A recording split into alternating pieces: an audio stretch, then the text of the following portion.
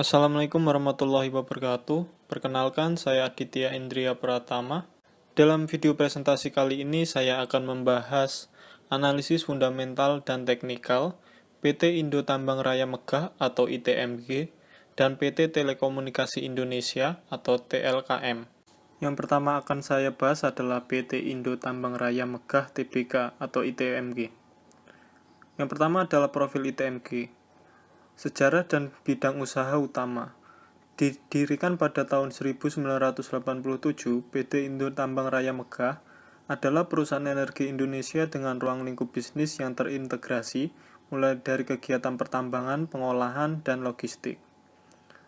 Kemudian kinerja tahun 2021, ITMG memiliki kinerja yang positif pada tahun 2021, pertumbuhan pendapatan ITMG mencapai 75,21% year on year. Di sisi lain, pertumbuhan net income mencapai 1.104,92%.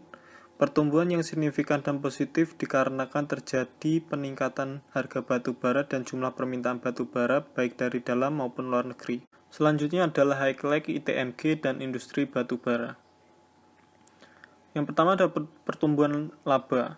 PT Indo Tambang Raya Megah sepanjang tahun lalu berhasil membukukan laba bersih yang meroket hingga 1.105% year on year. Yang kedua, tingginya permintaan batu bara. Harga batu bara dalam satu minggu meningkat 19,73% secara point to point. Kenaikan ini terjadi karena permintaan terhadap batu bara yang sedang tinggi. Pemerintah India mendesak dunia usaha diantaranya untuk segera merealisasikan impor batu bara sebanyak 19 juta ton. Bahasan selanjutnya adalah analisis makroekonomi dan industri. Yang pertama adalah inflasi Indonesia terkendali. Inflasi terbaru bulan April adalah 3,47%, sedangkan inflasi di Amerika Serikat pada bulan yang sama adalah 8,3%. Inflasi yang stabil tentu membawa dampak yang baik bagi industri. Selain itu, inflasi yang stabil juga akan meningkatkan kepercayaan diri investor untuk melakukan investasi di Indonesia. Kedua adalah bangkitnya ekonomi global dan Indonesia. Gambar di atas menunjukkan ramalan GDP global berwarna hitam dan GDP Indonesia berwarna merah. Dari gambar tersebut dapat disimpulkan bahwa terdapat optimisme bahwa perekonomian global dan Indonesia akan bangkit dan terus bertumbuh. Pertumbuhan ekonomi dunia dan Indonesia tentu akan membawa dampak positif terhadap berbagai industri, tak terkecuali industri pertambangan batu bara. Ketiga adalah transformasi energi terbarukan. PT Indo Tambang Raya Megah menyiapkan 3 rencana bisnis baru, yaitu bisnis pertambangan, perdagangan, dan jasa, serta bisnis terbarukan dan lainnya. Investasi energi terbarukan akan membawa dampak yang positif terhadap pertumbuhan perusahaan di masa depan. Yang keempat adalah dampak perang. Perang Rusia dan Ukraina juga memiliki imbas yang positif terhadap ekonomi negara melalui tingginya harga komoditas di dalam negeri. Indonesia sebagai salah satu produsen batu bara terbesar tentu mendapatkan manfaat dari kondisi ini. Misalnya batu bara akan mengerek pendapatan negara bukan pajak Republik Indonesia. Selanjutnya adalah analisis rasio keuangan. Rasio keuangan yang pertama adalah rasio profitabilitas. Jika dilihat dari data ROA dan ROE, profitabilitas ITMG menunjukkan angka yang tinggi daripada pesaingnya, sehingga dapat disimpulkan bahwa kemampuan ITMG dalam menghasilkan laba dengan aset dan ekuitasnya sangat baik. Rasio kedua adalah rasio liabilitas. Berdasarkan grafik liabilitas, dapat diambil kesimpulan bahwa perusahaan memiliki kemampuan melunasi utang jangka pendek yang baik.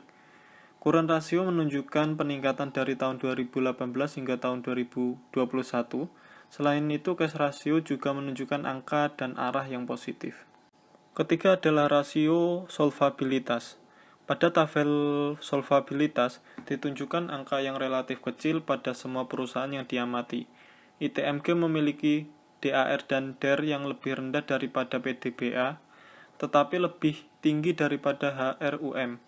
Dengan angka rasio DAR dan DER yang rendah, maka dapat dikatakan bahwa ITMG memiliki risiko bisnis dan keuangan yang juga rendah. Keempat adalah rasio efisiensi. Rasio inventory turnover dan receivable turnover pada perusahaan ITMG menunjukkan angka yang relatif meningkat. Artinya, perusahaan semakin efisien dalam mengelola persediaan dan piutang. Kelima adalah rasio nilai pasar. ITMG memiliki nilai PER paling rendah daripada pesaingnya, yaitu sebesar 5,27 kali. Menurut Benjamin Graham, PER lebih kecil dari 10 masuk dalam kategori rendah, sehingga dapat dikatakan harga saham ITMG masih undervalue. Analisis selanjutnya adalah analisis teknikal. Indikator yang kami gunakan pertama adalah moving average 20, 50, dan 10. Berdasarkan indikator di atas, dapat diketahui bahwa pergerakan harga saham ITMG berada dalam kondisi bullish. Pergerakan bullish tersebut ditunjukkan dengan harga berada di atas moving average 20, 50, dan 100. Indikator kedua adalah MACD. Jika dilihat dari indikator MACD, harga ITMG berada dalam posisi overbought. Namun demikian, harga saham masih memiliki potensi untuk meningkat jika dilihat dari riwayat terdahulu MACD. Indikator ketiga adalah Relative Strength Index. Berdasarkan indikator tersebut, dapat dilihat bahwa harga saham ITMG berada tepat di bawah posisi garis overbought. Namun demikian, harga saham ITMG masih bisa naik di area overbought. Selanjutnya adalah kesimpulan dan saran yang bisa saya berikan. ITMG memiliki potensi yang sangat positif baik sekarang maupun masa depan. Jika dilihat dari kondisi makroekonomi, Indonesia dan dunia mulai bangkit dan tumbuh secara ekonomi. Hal ini ditandai dari proyeksi GDP yang menunjukkan peningkatan. Inflasi di Indonesia juga relatif stabil, sehingga minat investor untuk melakukan investasi di Indonesia akan terus meningkat dan stabil. Berdasarkan analisis rasio keuangan, yaitu profitabilitas, liabilitas, solvabilitas, dan efisiensi, menunjukkan angka yang sangat positif, baik secara historis maupun dibandingkan dengan perusahaan pesaing. Selain itu, kedua adalah analisis fundamental dan teknikal terhadap PT Telekomunikasi Indonesia. Bahasan pertama adalah sejarah dan bidang usaha utama. PT Telkom Indonesia adalah badan usaha milik negara yang bergerak di bidang layanan teknologi informasi dan komunikasi dan jaringan telekomunikasi di Indonesia. Kegiatan usaha Telkom Group bertumbuh dan berubah seiring dengan perkembangan teknologi, informasi, dan digitalisasi, namun masih dalam koridor industri telekomunikasi dan informasi. Selanjutnya adalah kinerja tahun 2021. TLKM memiliki kinerja yang sangat positif pada tahun 2021. Pertumbuhan pendapatan TLKM mencapai 4,94% year on year. Di sisi lain, pertumbuhan net income mencapai 19,02%. Salah satu penyebab pertumbuhan yang positif ini dikarenakan peningkatan penggunaan internet pada masa pandemi. Selain itu, disebabkan juga oleh gencarnya digitalisasi pada seluruh bidang industri di Indonesia. Bahasan selanjutnya ada highlight Telkom dan industri digital. Pertama adalah pertumbuhan laba. Telkom mencatatkan laba bersih 2021 sebesar 24,8 triliun atau tumbuh 19% dari periode yang sama tahun sebelumnya. Perolehan laba bersih tersebut didorong oleh pertumbuhan pendapatan hingga 4,9% menjadi 143,2 triliun. Kedua adalah digitalisasi. Menteri BUMN Erick Thohir mengatakan potensi ekonomi digital Indonesia mencapai 4.500 triliun dan lebih cepat 8 kali dari pertumbuhan GDP negara, sehingga dapat menjadi lokomotif besar pertumbuhan ekonomi Indonesia. Digitalisasi tentu akan membawa dampak yang positif terhadap perusahaan jasa teknologi informasi dan komunikasi dan jaringan telekomunikasi. Selanjutnya adalah analisis makroekonomi dan industri. Yang pertama adalah bangkitnya ekonomi global dan Indonesia. Gambar di atas menunjukkan ramalan GDP global berwarna hitam dan GDP Indonesia berwarna putih. Dari gambar tersebut dapat disimpulkan bahwa terdapat optimisme bahwa perekonomian global dan Indonesia akan bangkit dan terus bertumbuh. Pertumbuhan ekonomi ini, khususnya Indonesia, didorong oleh gencarnya program digitalisasi di seluruh bidang industri. Kedua adalah inflasi Indonesia terkendali. Inflasi terbaru bulan April adalah 3,47%, sedangkan inflasi di Amerika Serikat pada bulan yang sama adalah 8,3%. Inflasi yang stabil tentu membawa dampak yang baik bagi industri. Selain itu, dengan inflasi yang stabil, proses percepatan program digitalisasi menjadi tidak terganggu. Ketiga adalah komitmen akselerasi digital. PT Telkom Indonesia dan Microsoft menjalin kemitraan strategis untuk mengakselerasi digitalisasi nasional Indonesia. Kemitraan ini diresmikan di kantor pusat Microsoft di Seattle, Washington. Kemitraan strategis ini tentu akan membawa dampak positif bagi kinerja perusahaan TLKM di masa depan. Keempat ada transformasi ekonomi digital. Indonesia mulai melakukan transformasi ekonomi digital melalui komitmen yang besar dari pemerintah dan pelaku bisnis. Dorongan digitalisasi tentu juga akan membawa dampak yang positif terhadap pertumbuhan perusahaan, jasa, teknologi informasi dan komunikasi, dan jaringan. Bahasan selanjutnya adalah analisis rasio keuangan. Rasio keuangan yang pertama adalah rasio profitabilitas. Jika dilihat dari data ROA, Telkom menunjukkan angka yang tinggi daripada pesaingnya. Dari sisi ROE, Telkom menjadi yang terbesar kedua setelah ISAT. Namun apabila dianalisis lebih mendetail, komposisi ROA dan ROE ISAT tidak seimbang, sehingga dapat diartikan bahwa ISAT memiliki utang yang besar. Dengan demikian, dapat disimpulkan bahwa kemampuan Telkom dalam menghasilkan laba dengan aset dan ekuitas adalah sangat baik. Kedua adalah rasio liabilitas. Berdasarkan grafik di atas, dapat diambil kesimpulan bahwa kemampuan perusahaan dalam melunasi utang jangka pendeknya sangat baik. Current rasio dan cash rasio mengalami penurunan, namun pada tahun 2021 mengalami peningkatan. Rasio ketiga adalah rasio solvabilitas. Pada tabel solvabilitas, Telkom memiliki DAR dan DER yang lebih rendah dari seluruh pesaing utamanya dalam industrinya. Dengan angka rasio DAR dan DER yang rendah, maka dapat dikatakan bahwa Telkom memiliki risiko bisnis dan keuangan yang juga rendah. Rasio keempat ada rasio efisiensi.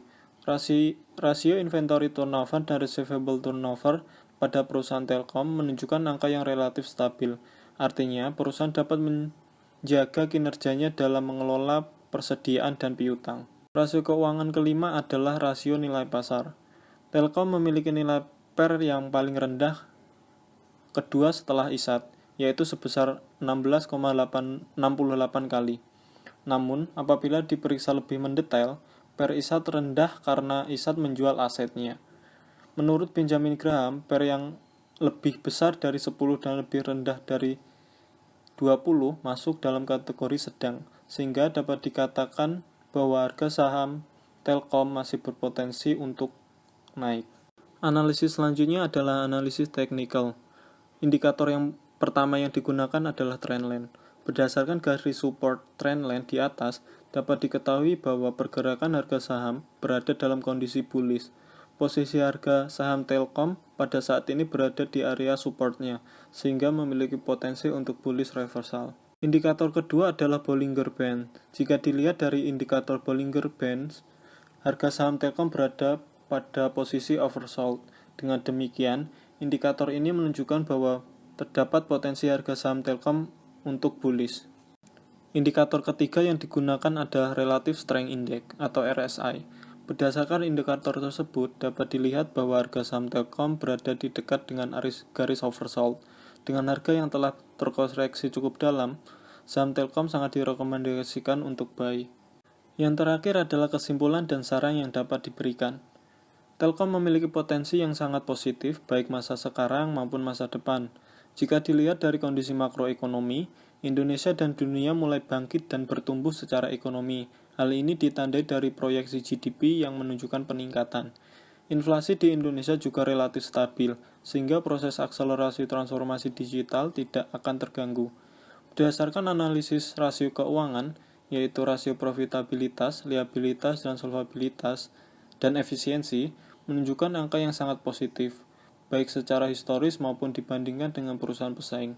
Selain itu, jika dilihat dari kemampuan perusahaan dalam menghasilkan laba melalui kegiatan usahanya, PER perusahaan Telkom masih tergolong sedang, yaitu 16,68 kali. Selain analisis rasio keuangan, analisis teknikal juga menunjukkan konfirmasi beli yang positif. Semua indikator yang digunakan memiliki kecenderungan untuk melakukan tindakan beli. Berdasarkan analisis yang telah dilakukan secara menyeluruh, saya menyarankan untuk melakukan tindakan buy saham Telkom dengan target harga Rp6.920 atau tumbuh 65,95%. Target harga didapat dengan asumsi PER sama dengan 27,68 kali. PER diambil berdasarkan rata-rata 3 pesaingnya.